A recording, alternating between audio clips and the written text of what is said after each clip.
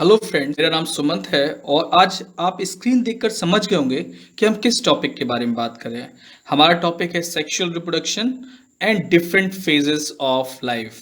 तो चलिए शुरू करते हैं। सबसे पहले सेक्सुअल रिप्रोडक्शन के बारे में। सेक्सुअल रिप्रोडक्शन में टॉपिक में बढ़ने से पहले हम ये जान लें कि हैप्लॉइड और डायप्लॉइड क्या होता है। सबसे जरूरी ये बात जानना है। डायप्लॉइड स्टेट का मतलब होता है 46 क्रोमोसोम्स, यानी कि ह्यूमंस की अगर बात करते हैं तो 2n इक्वल टू 46 क्रोमोसोम्स।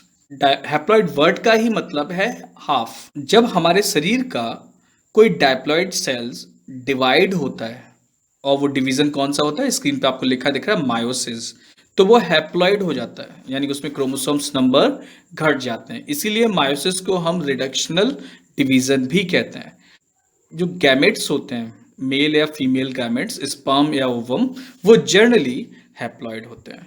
तो आपको एक बात याद रखनी है, सिर्फ n इक्वल टू 23। ह्यूमंस के लिए n की वैल्यू 23 है। 2n कितना होगा? 46 क्रोमोसोम्स। तो इतनी सी बात समझने के बाद हम आगे चलते हैं अपने टॉपिक पर, सेक्सुअल रिप्रोडक्शन। सेक्सुअल रिप्रोडक्शन में दो पेरेंट्स की जरूरत होती है, मेल फीमेल, या आप कह सकते हो मॉम डैड। अगर हम बैक्टीरिया और फंजाई की बात करें तो वहां पे होते हैं strains, positive strains, negative strains. हमारे शरीर में बहुत सारे जर्म सेल्स होते हैं जो एज ए रिप्रोडक्टिव यूनिट काम करते हैं। यही जर्म सेल्स मायोसिस करते हैं, इसलिए हम इन्हें मायोसाइट्स कहते हैं। इन्हें गैमेट मदर सेल भी कह सकते हैं और मायोसाइट्स भी कह सकते हैं। सेक्सुअल रिप्रोडक्शन में हमारे क्रोमोसोम्स के नंबर आधे हो जाते हैं। दूसरी चीज, जब ये गैमेट्स बनते हैं, स्पर्म या ओवम बन गया, दोनों ही आधे आधे क्रोमोसोम्स रखते हैं। जब हमारे गैमेट्स आपस में फ्यूज करते हैं, दोबारा जायगोट बन जाता है। 23 क्रोमोसोम्स स्पर्म से, 23 क्रोमोसोम्स ओवम से, दोनों फ्यूज किए तो दोबारा से 46 क्रोमोसोम्स वाला जायगोट बन जाता है। नेक्स्ट पार्ट पे, सेक्सुअल रिप्रोडक्शन इस बात को पक्का करता है कि ऑर्गेनिजम्स में दो लोगों के जीन्स का कॉम्बिनेशन हो। आप देखिए, आप एग्जैक्ट कॉपी नहीं है अपने माँ बाप की। आपके अंदर 23 क्रोमोसोम्स आपकी मदर से आए हुए हैं और 23 क्रोमोसोम्स आपके फादर से आए हुए हैं। इसका मतलब ना आप पूरी तरह मदर की तरह हैं, ना ही आप पूरी तरह फादर की तरह। आप एक हाइब्रिड हैं। और ये किस कारण से हुआ? Mixing of genes. तो इस मिक्सिंग के कारण लगातार जब मिक्सिंग होती है तो कुछ ना कुछ अंतर, कुछ ना कुछ बदलाव आ जाता है, जिसे हम जेनेटिक वेरिएशंस कहते हैं। ये जेनेटिक वेरिएशन ऑफस्प्रिंग्स के लिए बहुत आवश्यक है, क्योंकि यही बदलते हुए एनवायरनमेंट उनके अकॉर्डिंग उसे एडेप्ट करते हैं। जो भी जाति आज की डेट में सरवाइव कर रही है, उनके अंदर ज्यादातर अच्छे जेनेटिक वेरिएशंस आए हैं, और जो जातियां मर गई हैं उनके अंदर अच्छे जेनेटिक वेरिएशंस नहीं होंगे, तभी वो खत्म हो गई हैं पृथ्वी से। तो एक्चुअल में ये एग्जाम में बहुत बार पूछा गया है, genetic variation is the raw material for evolution, और इससे सिलेक्टिव एडेप्टेशन होता है। सेक्सुअल रिप्रोडक्शन बहुत स्लो प्रोसेस है। अब अपने आप को देखिए, जब हम जन्म लिए थे दुनिया में, तब से लेके हम धीरे धीरे बड़े हुए, ये हमारा जुवेनाइल फेज था। ढेर सारे हार्मोन्स बॉडी में रिलीज हुए, मुस्टैक ग्रो की, बियर्ड ग्रो की, हमारे रिप्रोडक्टिव ऑर्गन डेवलप हो रहे हैं। दूसरा, फीमेल्स के अंदर भी ब्रेस्ट डेवलपमेंट हो रहा है, उनके अंदर मेंस्ट्रुएशन साइकिल स्टार्ट हो रहा है। तो ये काफ़ी स्लो प्रोसेस है। आप जन्म लेंगे, उसके बाद आपको बड़े होने में, सेक्सुअल मैच्योरिटी पाने में करीब करीब 21 साल तक लग सकते हैं। तो ये काफ़ी स्लो प्रोसेस है और बहुत कॉम्प्लेक्स भी है। मायोसिस, सिंगेमी और कॉन्जुगेशन, जब भी आप शब्द देखें तो समझ जाना ये सेक्सुअल रिप्रोडक्शन में ही हो सकता है। मायोसिस बताया जहां हमारे क्रोमोसोम्स नंबर आधे हो जाते हैं। सिंगेमी बताया जहां मेल एंड फीमेल गैमेट आपस में फ्यूज होता है। कॉन्जुगेशन बैक्टीरिया में देखने को मिलता है, लोअर फॉर्म ऑफ ऑर्गेनिजम्स में देखने को मिलता है। जब सेक्सुअल रिप्रोडक्शन से हम जन्म लेते हैं तो एक बच्चे होते हैं, तो वो स्टेज क्या कहलाती है? Juvenile phase. इस पीरियड के दौरान पर हम सेक्सुअल मैच्योरिटी को अटेन करते हैं या प्राप्त करते हैं। इन प्लांट्स इस जुवेनाइल फेज को हम वेजिटेटिव फेज कहते हैं। मतलब छोटा सा आम का पौधा है, वो अभी आम नहीं देगा, अभी तो वो बड़ा होगा, उसके बाद उसमें फ्लावर्स और उसके बाद फल आएंगे। तो ये वेजिटेटिव फेज में होगा। फेजेस ऑफ लाइफ, हमारी लाइफ के 3 इंपॉर्टेंट फेजेस हैं। फेज नंबर 1 जिसे हम प्री रिप्रोडक्टिव फेज कहते हैं। प्री रिप्रोडक्टिव फेज का मतलब है कि इस फेज में हम रिप्रोडक्शन नहीं कर सकते। एनिमल्स के केस में उसे जुवेनाइल, प्लांट्स के केस में हम उसे वेजिटेटिव फेज बोलते हैं। इसमें हम ग्रो करेंगे और सेक्सुअल मैच्योरिटी को प्राप्त करेंगे। जब हम सेक्सुअली मैच्योर्ड हो जाएंगे तब जाके हम अपने संतान को जन्म देने के लायक होंगे। अब हमारा दूसरा फेज शुरू होता है जिसे हम रिप्रोडक्टिव फेज कहते हैं। इसमें हम अपने ऑफस्प्रिंग्स को जन्म देते हैं, हम अपने संतानों को जन्म देते हैं। अगर प्लांट्स की बात करें तो उनमें रिप्रोडक्टिव फेज फ्लावरिंग से स्टार्ट होता है। अगर फ्लावर्स ग्रो कर रहे हैं किसी प्लांट में तो आप समझ जाइएगा कि वो रिप्रोडक्टिव फेज में आ चुका है, क्योंकि फ्लावर्स पर मेल रिप्रोडक्टिव पार्ट और फीमेल रिप्रोडक्टिव पार्ट दोनों ही देखे जाते हैं। दूसरी तरफ अगर हम एनिमल्स की बात करें, फीमेल्स के अंदर ईस्ट्रस साइकिल शुरू हो जाता है जो कि नॉन प्राइमेट्स में होता है। नॉन प्राइमेट्स कुत्ता, बिल्ली, भालू। मेंस्ट्रुअल साइकिल शुरू होता है प्राइमेट फीमेल्स में। प्राइमेट फीमेल्स का मतलब human, monkey, ape, gorilla, orangutan, chimpanzees, इन सब में मेंस्ट्रुअल साइकिल स्टार्ट होता है। ये प्राइमेट्स हैं। तीसरा फेज पोस्ट रिप्रोडक्टिव फेज या इसे हम सेनेसेंस और सरल भाषा में बोले तो ओल्ड एज भी कहते हैं। This is the end of reproductive phase. तो it's ultimately lead to death.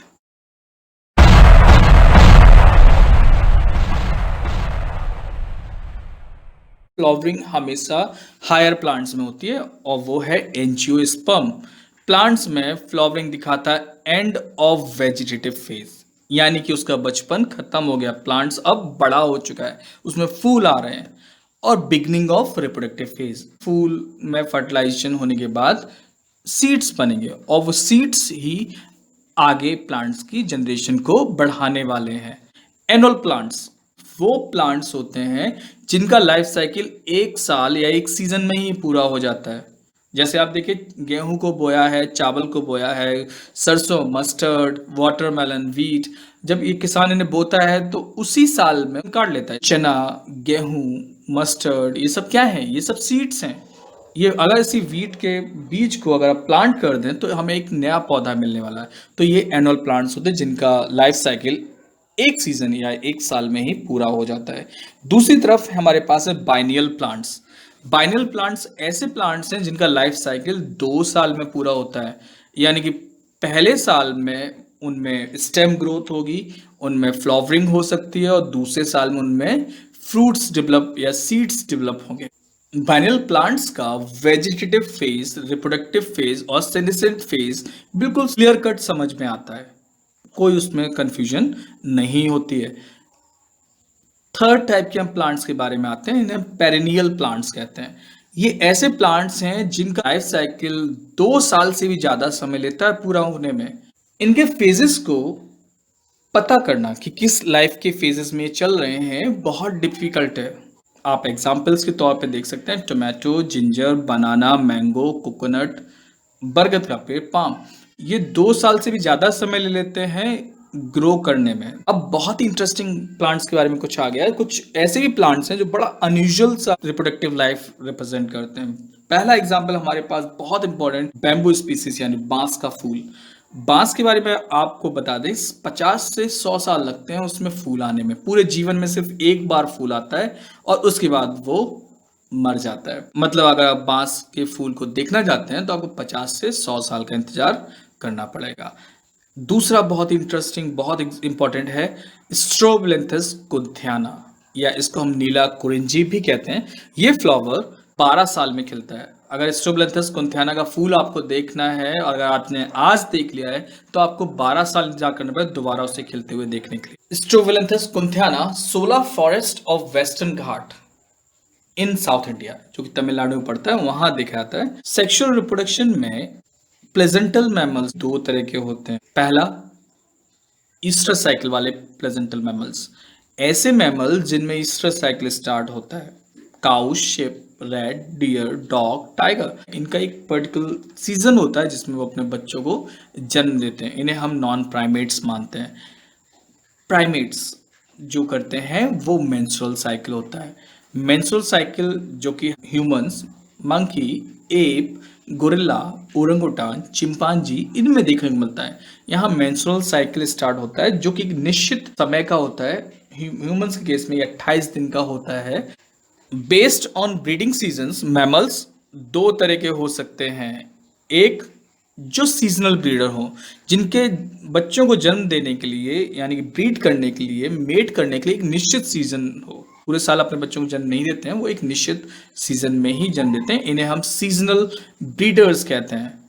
जैसे एग्जाम्पल में आप देख सकते हैं गोट, काऊ, कैट्स, डॉग्स, फ्रॉग्स, फिशेस।